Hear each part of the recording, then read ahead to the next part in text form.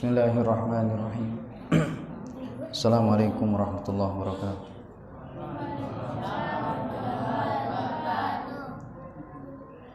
Innal hamdalillah nahmaduhu wa nasta'inuhu wa nastaghfiruh wa na'udzu billahi min shururi anfusina wa min sayyiati a'malina. May yahdihillahu fala mudhillalah wa may yudlil fala hadiyalah. Asyhadu an la ilaha illallah wahdahu la syarikalah wa asyhadu anna Muhammadan abduhu wa rasuluh. Qala Allah ta'ala ya ayyuhalladzina amanu taqullaha haqqa tuqatih wa la tamutunna illa wa antum muslimun, amma ba'd. Faya ma'asyiral muslimin rahimani wa rahimakumullah. Alhamdulillah kembali kita bisa melanjutkan pembahasan kita, yakni kitab Al-Adabul Mufrad karya Al-Imam Al-Bukhari rahimahullah, yang mana kitab ini berisi hadis-hadis tentang adab. Dan di kesempatan sebelumnya kita membahas yakni tentang bab membalas budi bagi kedua orang tua, atau membalas kebaikan kedua orang tua. Kita sebutkan beberapa hadis tentang masalah itu, dan terakhir kita sebutkan hadis yang ke-13,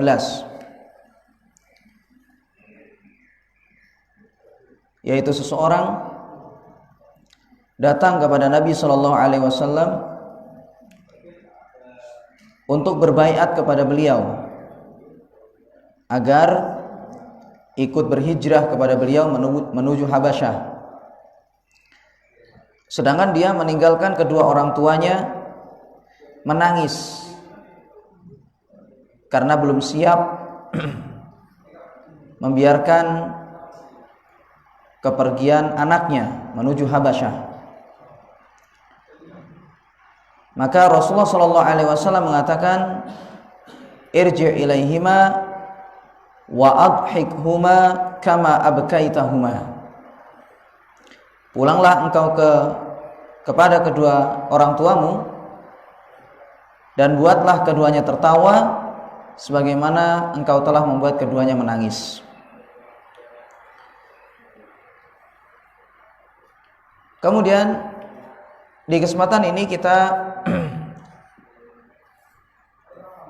akan melanjutkan, yaitu hadis yang ke-14.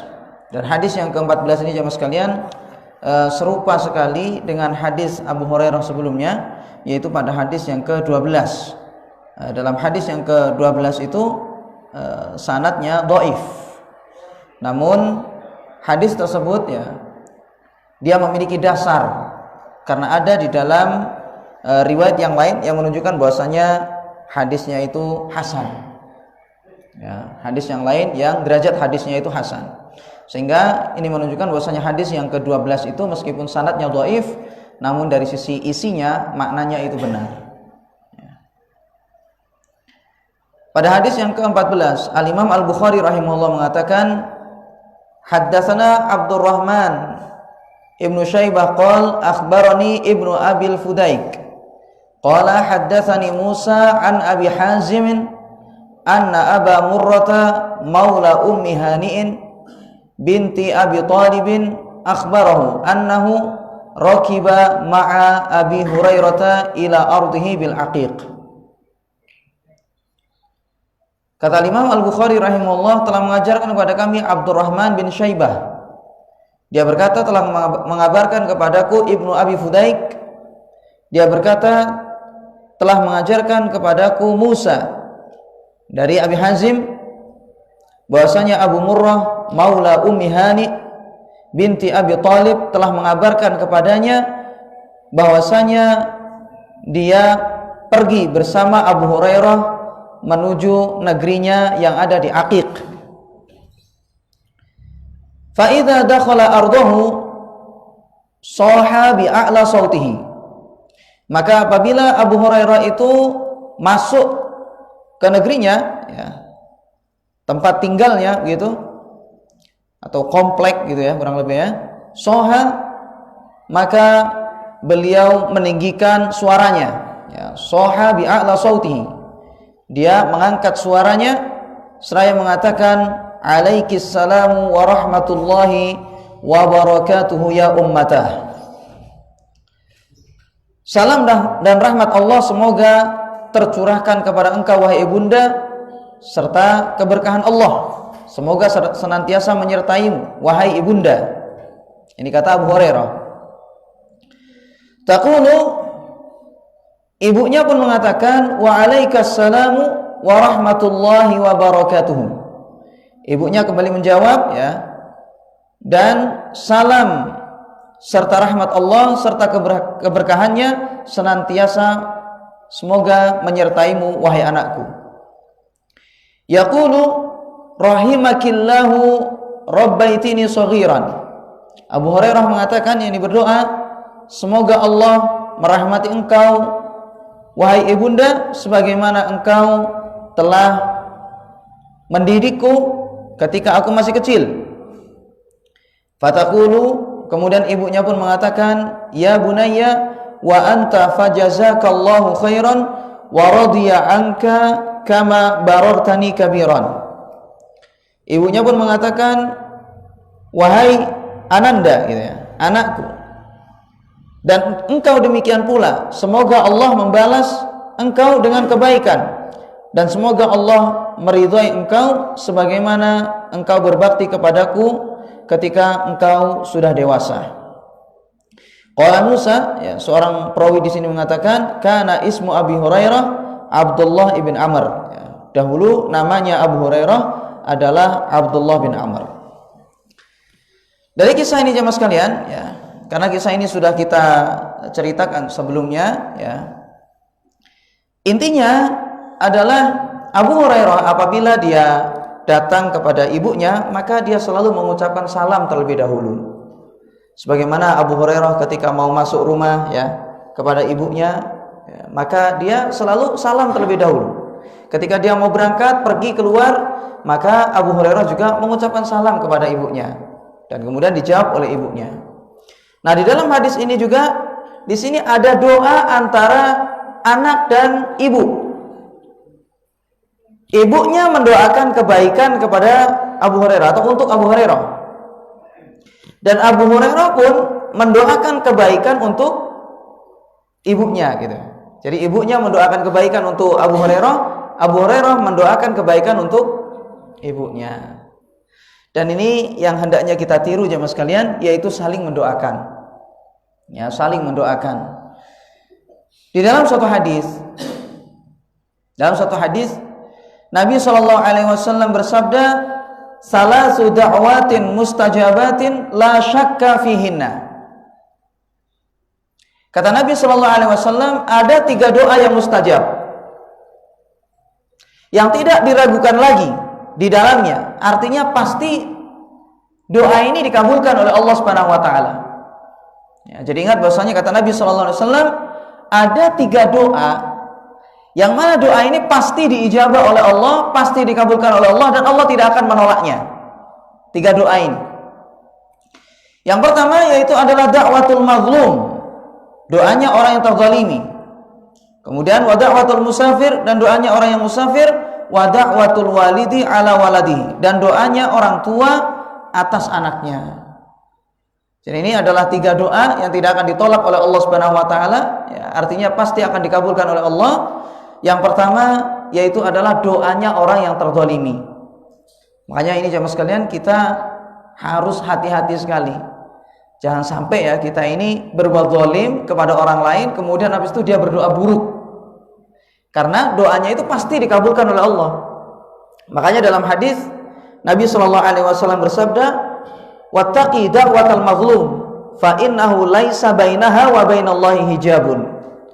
Hati-hatilah kamu terhadap doanya orang yang terzalimi, dikarenakan tidak ada penghalang antara doanya itu dengan Allah Subhanahu wa taala.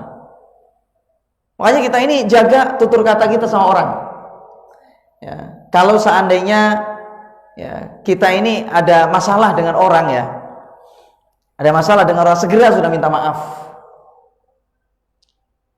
Karena jemaah sekalian, kalau seandainya ternyata kita yang salah,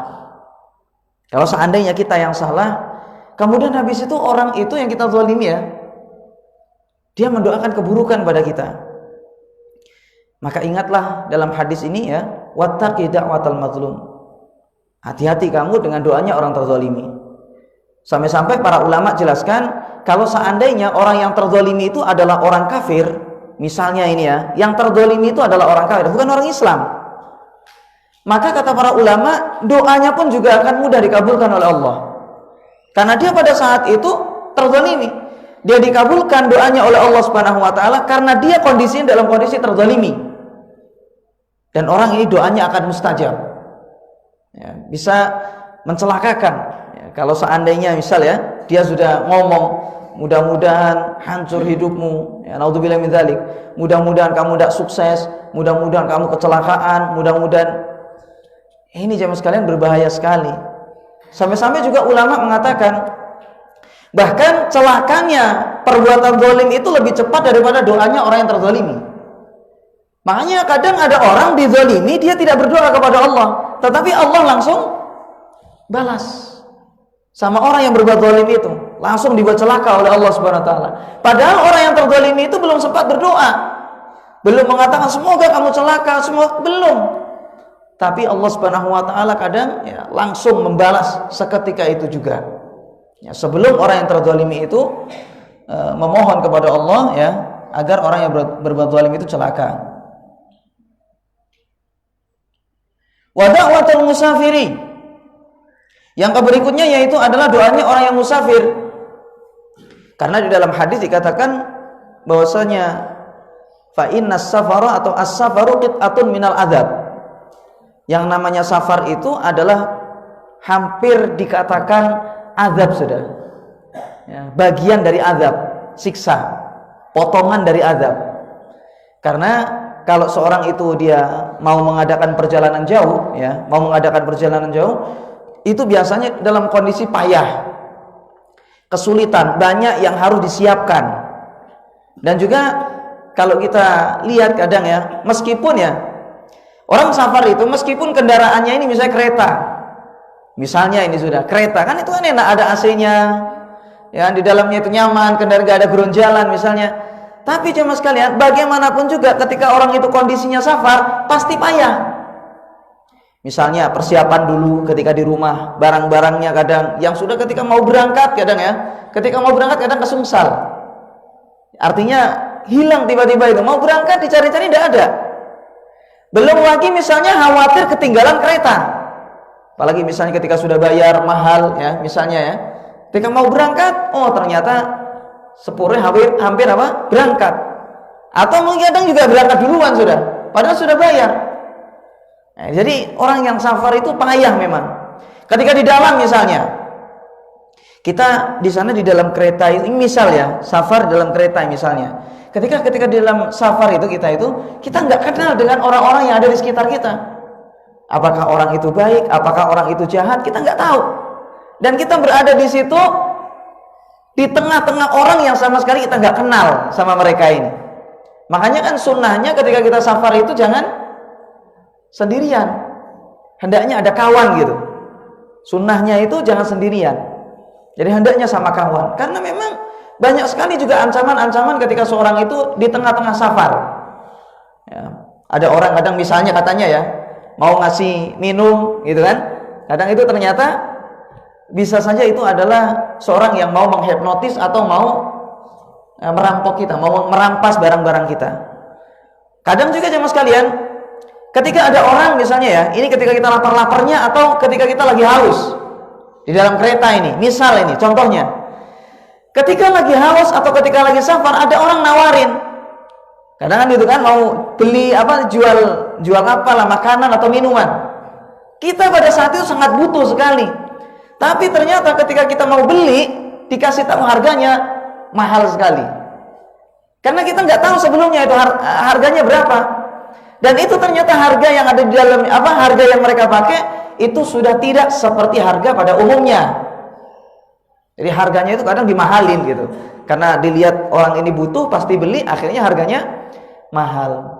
Padahal kita pada saat itu uangnya pas-pasan.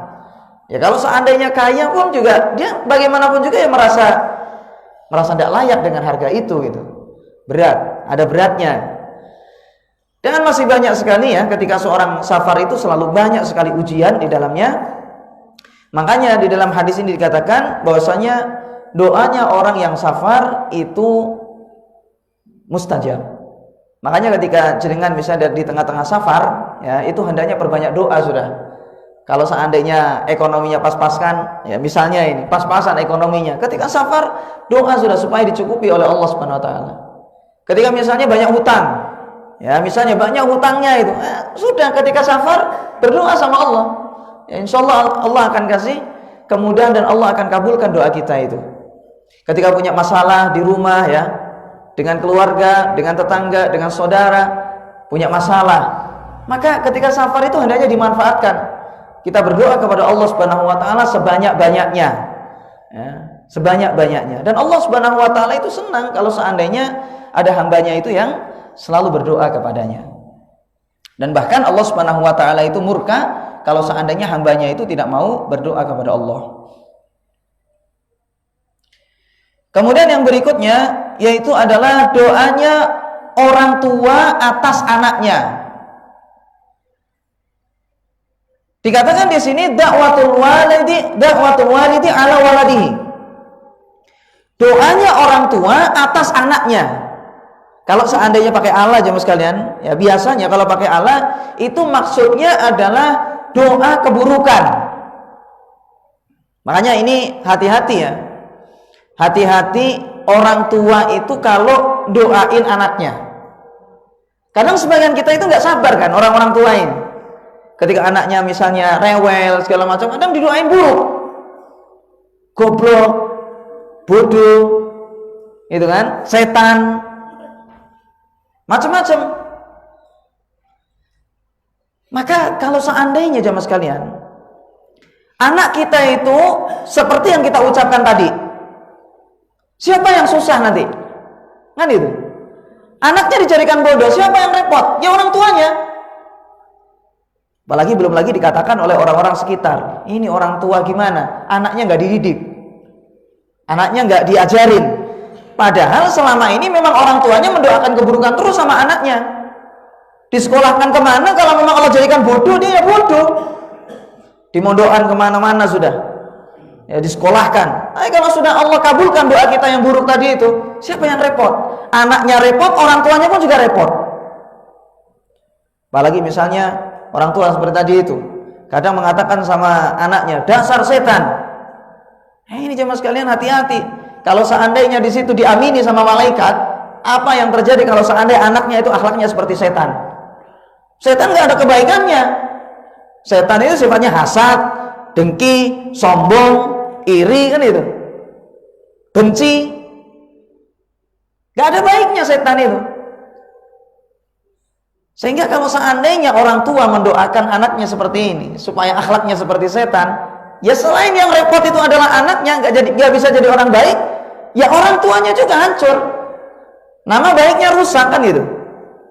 Pergi kemana-mana bikin kasus, pergi kemana-mana misalnya pergi sana merkosa, pergi sana judi, pergi sana mabuk. Siapa yang salah? Ya orang tuanya dulu, ngomongnya nggak benar sama anaknya. Didoakan setan, didoakan supaya jadi setan, diamini sama malaikat, dikabulkan. Makanya kalau mendoakan anak itu yang baik-baik saja. Makanya juga di dalam riwayat yang lain, ya, lafadznya itu adalah wada'watul walidi li waladihi. Jadi pakai li, kalau di sini pakai ala. Jadi adalah doanya orang tua untuk anaknya. Maksudnya di situ adalah doa kebaikan.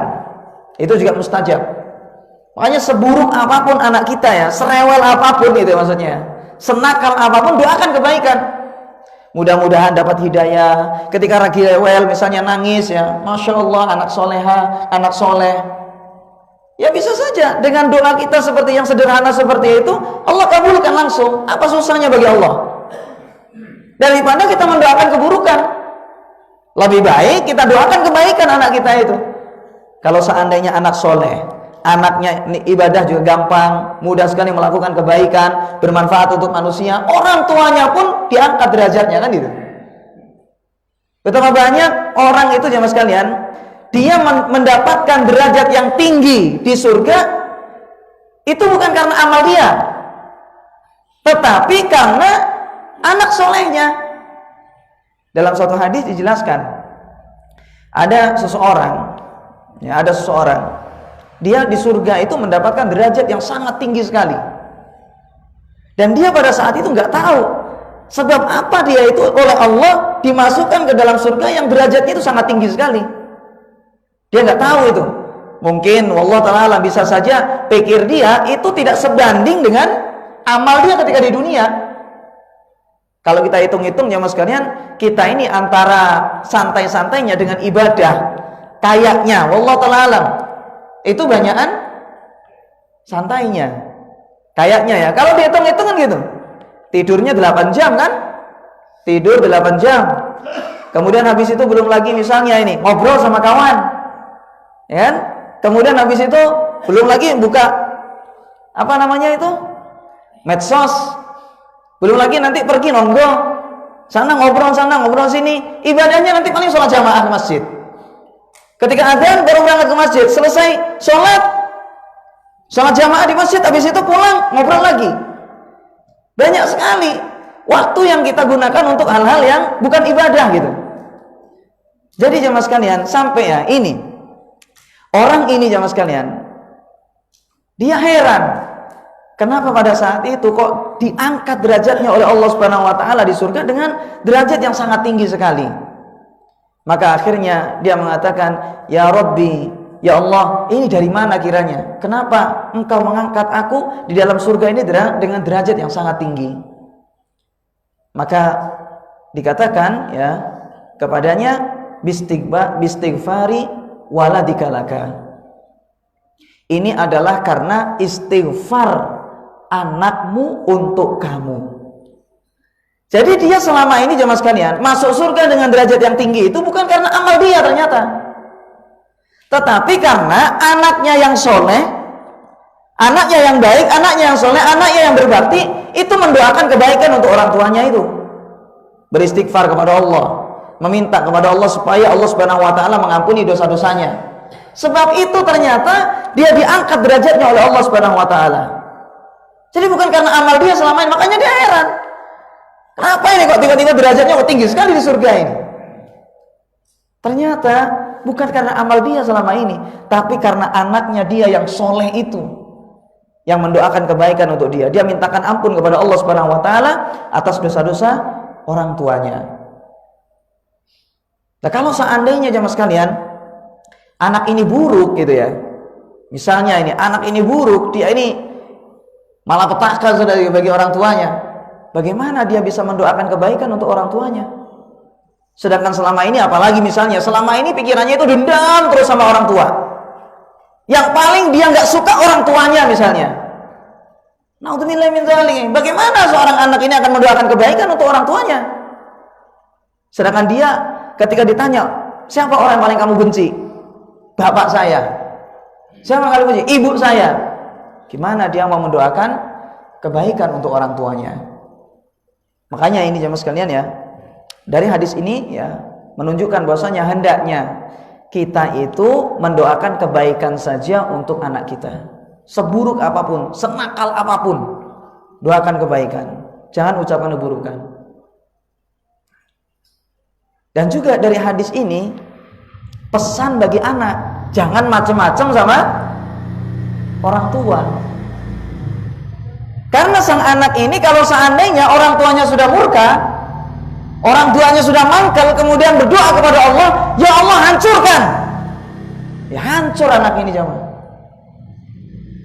Makanya hati-hati anak ya, jaga tutur katanya, sering kan disampaikan di situ kan dalam kitab ini gitu. Jadi diantara adabnya adalah bertutur kata yang baik kepada orang tuanya kan gitu. Jaga sikapnya, ya itu tadi. Dikhawatirkan kalau seandainya kita menyakiti orang tua gara-gara 1-2 kata kita, kemudian orang tua itu ternyata orang tua kita ya mendoakan keburukan, maka hancur kita sudah. Jadi apa kita? Nah, makanya jaga sikap kita ini supaya orang tua berdoa kepada Allah, ya, memohon kepada Allah Subhanahu wa taala agar kita mendapatkan kebaikan. Sebagaimana orang tua doakan kebaikan untuk anaknya, anak pun jaga sikap supaya orang tua mendoakan kebaikan untuk anaknya. Nah, ini. Dan juga para ulama jelaskan termasuk bentuk syukur kepada kedua orang tua yaitu adalah sang anak mendoakan kebaikan untuk orang tuanya. Ya, jadi ini adalah termasuk bentuk terima kasih.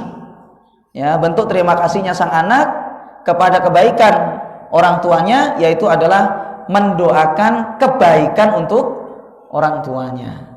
Ya.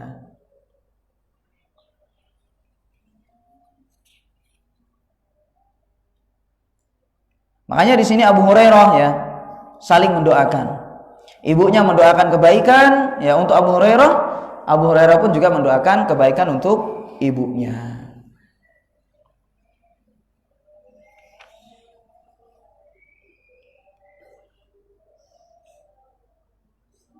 Kemudian bab berikutnya, bab yang ketujuh. Babu uquqil walidaini. Bab pembahasan tentang durhaka kepada kedua orang tua. Kalau sebelum-sebelumnya itu kaitannya dengan birrul walidain, ya, berbakti kepada kedua orang tua. Kalau sekarang ini adalah tentang kedurhakaan kepada kedua orang tuanya. Berkata Imam Al-Bukhari rahimahullah, haddatsana Musaddad qala haddatsana Bishr ibn al-Mufaddal qala haddatsana Al-Junairi an Abdurrahman ibn Abi Bakrah an abihi qala qala Rasulullah sallallahu alaihi wasallam ala unabbiukum bi akbaril kabairi thalathan. Kata Imam Al-Bukhari rahimahullah telah mengajarkan kepada kami Musaddad, dia berkata telah mengajarkan kepada kami Bishr bin Mufaddal, dia berkata telah mengajarkan kepada kami Al-Jurairi dari Abdurrahman bin Abi Bakrah dari ayahnya, dia berkata Rasulullah sallallahu alaihi wasallam bersabda, ala unabbiukum bi akbaril kabair. Rasulullah sebutkan ini 3 kali. Maukah kalian aku kasih tahu kepada kalian dosa yang paling besar di atas dosa besar?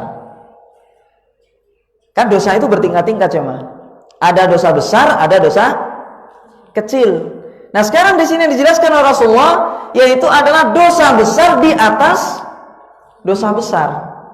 Jadi sebagaimana dosa kecil itu bertingkat-tingkat kata para ulama, maka dosa besar pun juga bertingkat-tingkat. Nah, yang disebutkan di sini oleh Rasulullah yaitu adalah dosa besar di atas dosa besar. Kalau kemudian para sahabat mengatakan, "Bala ya Rasulullah." Tentu ya Rasulullah, kiranya apa yang dimaksud dengan dosa besar di atas dosa besar itu? Qala, Rasulullah sallallahu alaihi wasallam mengatakan, "Al-isyraku billah." Yang pertama yaitu adalah berbuat syirik kepada Allah, wa uququl walidaini, dan durhaka kepada kedua orang tua. Wa jalasa wa kana muttaqian. Rasulullah tiba-tiba duduk, sebelumnya beliau itu bersandar. Kemudian beliau mengatakan, ala wa qauluz zur, hati-hatilah kalian dengan perkataan dusta. Ya, hati-hati kalian dengan perkataan dusta. Mazala yukarriruha hatta qultu laitahu sakata. Rasulullah terus-menerus mengulang-ulang perkataan tersebut sampai aku katakan, ya, andai saja beliau itu diam. Nah, di dalam hadis ini Nabi SAW jelaskan tentang dosa besar di atas dosa besar. Dan beliau sebutkan di antaranya dari dosa besar yang ada selain syirik kepada Allah kemudian berkata dusta, yaitu adalah durhaka kepada kedua orang tua. Seperti kita jelaskan ya mas kalian, apa sih yang dimaksud dengan durhaka kepada kedua orang tua itu? Kita telah sebutkan sebelumnya bahwasanya durhaka kepada kedua orang tua itu adalah segala perbuatan atau perkataan yang membuat orang tuanya itu tersinggung, yang membuat orang tuanya itu tidak ridho, tidak suka, benci, bersedih, menangis, apa lagi? Apa saja sudah. Makanya kan sampai mengatakan kata itu aja sudah termasuk durhaka. Mengatakan saja sama orang tua ya, ketika dibilangi nak sini itu saja sudah dilarang, dan itu sudah termasuk durhaka sama orang tua. Apalagi sampai nyerocos ya, apalagi sampai sama orang tuanya itu sampai beradu mulut. Nah, ini adalah bentuk durhaka kepada orang tua. Dan juga jemaah sekalian, ini harus kita perhatikan. Durhaka sama orang tua itu ya, durhaka sama orang tua itu tidak harus langsung sama orang tua tadi. Ingat ini, durhaka sama orang tua itu tidak harus langsung. Misalnya mencaci maki orang tua, menghina orang tua langsung, itu nggak harus kayak gitu. Tetapi merusak kehormatan orang tua gara-gara perbuatan kita, itu juga termasuk durhaka sama orang tua. Jadi hati-hati ini, kita yang misalnya ini membuat nama baik orang tua kita itu buruk, meskipun kita tidak pernah nyaci maki orang tua, karena misalnya takut sama orang tuanya, segan misalnya ya. Kalau sama orang tuanya sopan, misalnya ini sama orang tuanya kalau berkata nadanya direndahkan, saking sopannya sama orang tuanya itu, gak berani mengangkat suaranya di hadapan orang tua. Tetapi ternyata di luar sana dia melakukan perbuatan yang membuat orang tuanya itu nama baiknya itu rusak. Maka ini juga termasuk perbuatan durhaka sama orang tua. Meskipun kita nggak pernah mencaci maki orang tua, bagaimana mencaci maki? Mengangkat suara saja nggak berani misalnya. Tapi gara-gara perbuatan kita di luar sana membuat orang tua kita itu dihinakan oleh orang, direndahkan oleh manusia, maka itu sudah merupakan perbuatan durhaka kepada orang tua. Makanya di dalam hadis Rasulullah SAW bersabda, min akbaril kabairi ayyal anar rajulu walidayhi. Kata Nabi SAW, termasuk dosa yang paling besar adalah seseorang mengutuk orang tuanya. Jadi orang tuanya itu dilaknat. Kemudian qila ya Rasulullah kaifa yal'anu rajulu walidayhi. Para sahabat ketika mendengar yang seperti ini dia heran. Mereka heran. Sehingga mengatakan, ya Rasulullah, bagaimana seorang anak itu melaknat orang tuanya? Kok ada gitu. Jadi di tengah-tengah mereka itu hampir tidak ditemukan ada orang melaknat orang tuanya, mengutuk orang tuanya, hampir tidak ditemukan. Itu asing bagi mereka, hampir nggak ada. Mereka hampir nggak pernah nemui orang kayak gitu itu, melaknat orang tuanya, mengutuk orang tuanya. Sehingga mereka pun bertanya sama Rasulullah, ya Rasulullah, kok bisa ada orang mengutuk orang tuanya? Maka qala Nabi SAW mengatakan, yasubbu abar rajuli fayasubbu abahu wa yasubbu ummahu fayasubbu ummahu. Kata Nabi SAW, seseorang itu mencela bapaknya orang lain. Kemudian anaknya tadi membalas mencela bapaknya dia. Seorang ini mencaci maki ibunya orang lain. Kemudian anaknya membalas juga mencaci maki ibunya dia.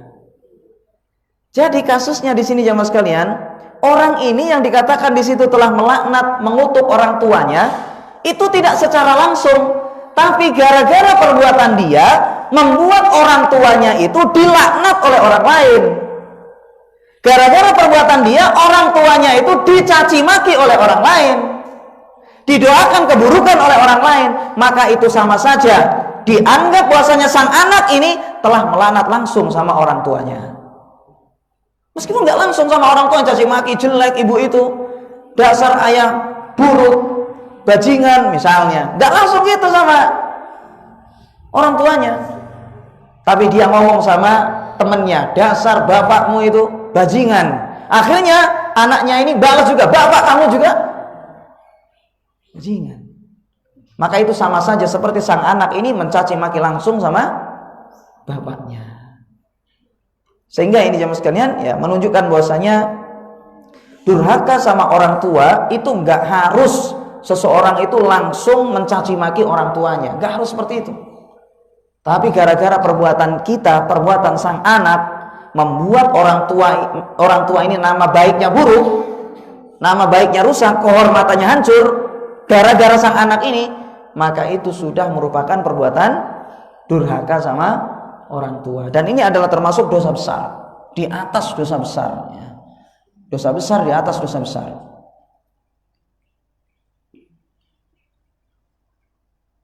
Makanya di dalam hadis Nabi SAW bersabda, la yadkhulul jannata aqun wala mannan wala mudminu khamrin.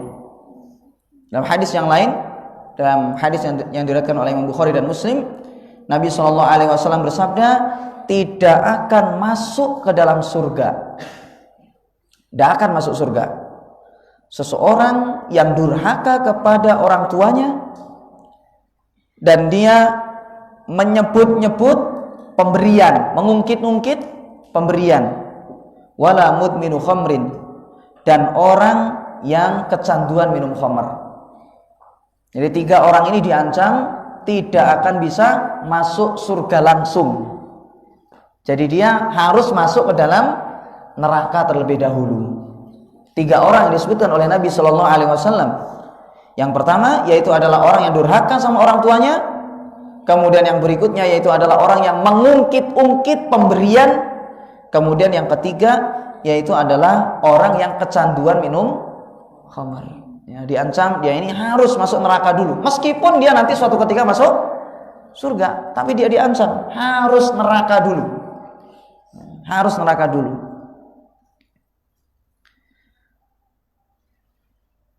Dan yang tidak kalah mengerikan lagi jamaah sekalian, ada suatu hadis yang diriwayatkan oleh Imam Ahmad dan juga Imam Abu Dawud, yaitu Nabi SAW bersabda, kullu dzunubi yuakhirullahu minha ma syaa ila yaumil qiyamah. Kata Nabi SAW, semua dosa itu hukumannya ditunda oleh Allah sampai hari kiamat. Semau Allah. Dosa apa saja itu? Kata Nabi SAW, semua dosa Allah tunda hukumannya semau Allah sampai hari kiamat. Illa uquqal walidaini fa innahu yu'ajjilu li sahibihi yakni al-uqubata fid dunya qabla yaumil qiyamah. Kata Nabi SAW, kecuali durhaka kepada kedua orang tua, maka Allah akan menyegerakan hukumannya bagi pelakunya di dunia ini sebelum datangnya hari kiamat. Orang berzina misalnya, itu mudah sekali bagi Allah. Allah tunda hukumannya nanti di akhirat saja. Makanya kan kadang bisa saja ada orang berzina tapi sehat-sehat saja, kaya gitu kan. Baik-baik saja kadang, ya Allah tunda memang hukumannya. Di dunia dibuat baik dulu, enak. Tapi nanti di akhirat diadab oleh Allah Subhanahu wa taala. Di dunia enak. Misalnya lagi seorang, naudzubillah, semua ini buruk, judi misalnya ya, judi, mabuk misalnya. Mereka bisa saja oleh Allah dibuat makmur. Ketika di dunia ini dibiarkan sama Allah sebagai istidraj. Allah tunda hukumannya itu. Di dunia mereka tidak diadab oleh Allah Subhanahu wa taala. Tetapi Allah biarkan mereka enak-enakan di situ dengan permainan mereka. Kemudian ketika mereka tidak sadar, cabut nyawanya oleh Allah Subhanahu wa taala dalam kondisi belum sempat bertaubat. Kemudian Allah azab dia nanti di neraka.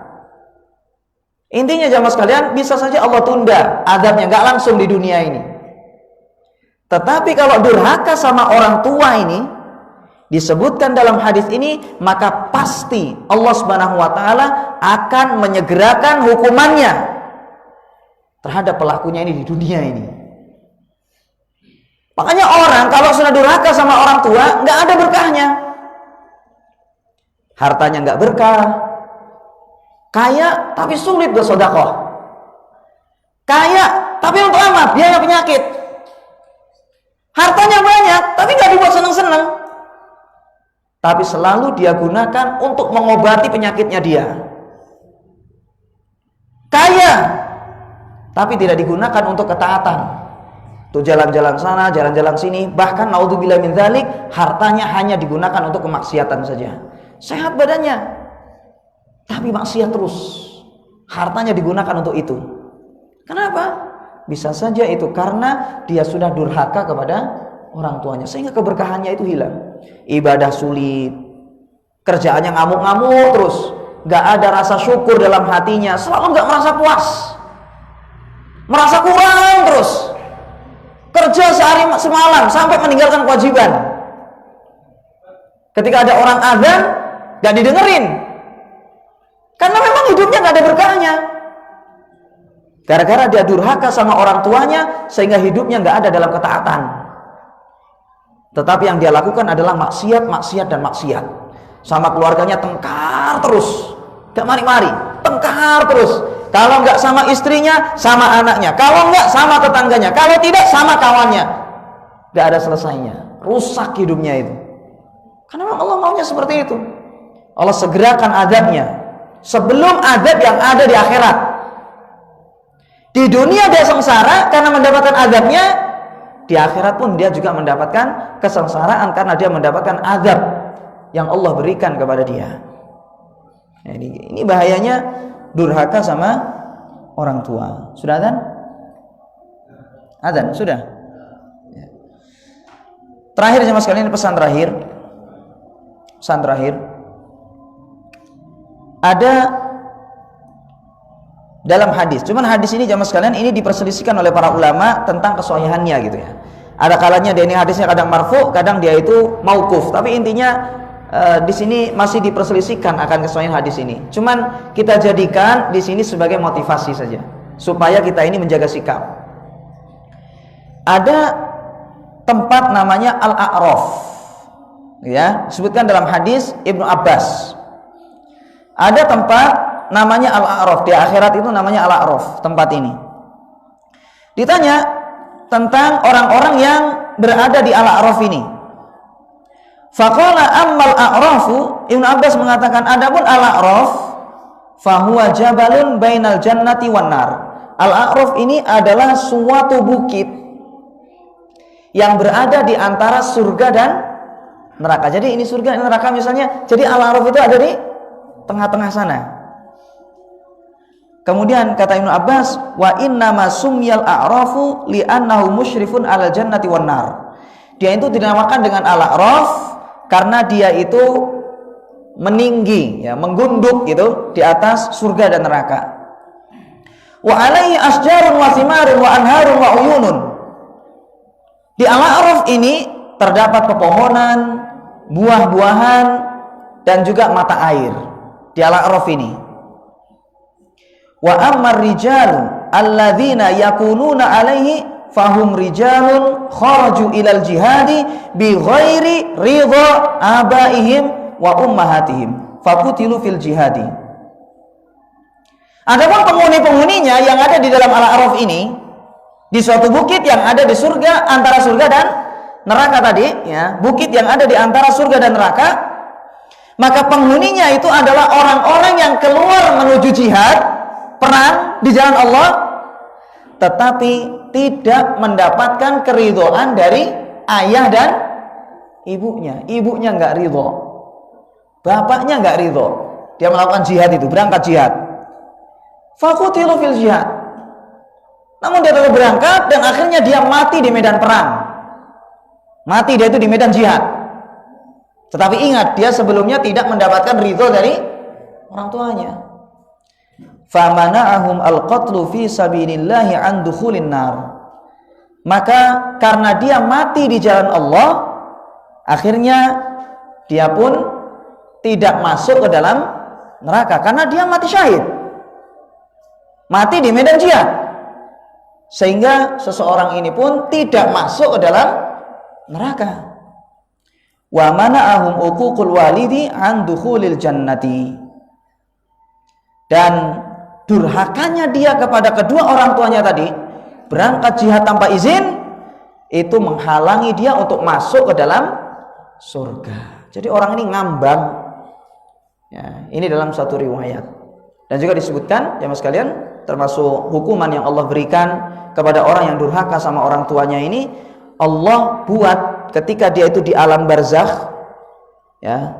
Ini nanti orang yang di al-A'raf tadi itu sampai Allah putuskan nanti kapan dia itu masuk surga atau neraka. Baik, kemudian ada orang ya mas kalian, dia ini dalam kuburnya di alam barzakh gitu ya. Allah buat kuburannya itu sempit. Ya, sampai disebutkan dalam riwayat itu sampai tulang rusuknya itu bersilang, dihimpit sama kuburan itu. Dan disebutkan bahwasanya orang ini mendapatkan azab seperti itu dikarenakan dia ketika di dunia durhaka sama orang tuanya. Akhirnya dia mendapatkan hukuman seperti itu. Ini dalam suatu riwayat. Allah taala alam. Demikian insyaallah akan kita lanjutkan pada kesempatan berikutnya ya, tentang masalah durhaka sama orang tua, dan kita di kesempatan ini sampai pada hadis yang ke-15. Insyaallah di kesempatan berikutnya kita masuk pada hadis yang ke-16 insyaallah. Wallahu taala alam. Wassallallahu ala nabiyina Muhammad wa ala alihi washabihi wasallam. Subhanakallahumma wa bihamdika asyhadu an la ilaha illa anta astaghfiruka wa atubu ilaik. Assalamualaikum warahmatullahi wabarakatuh.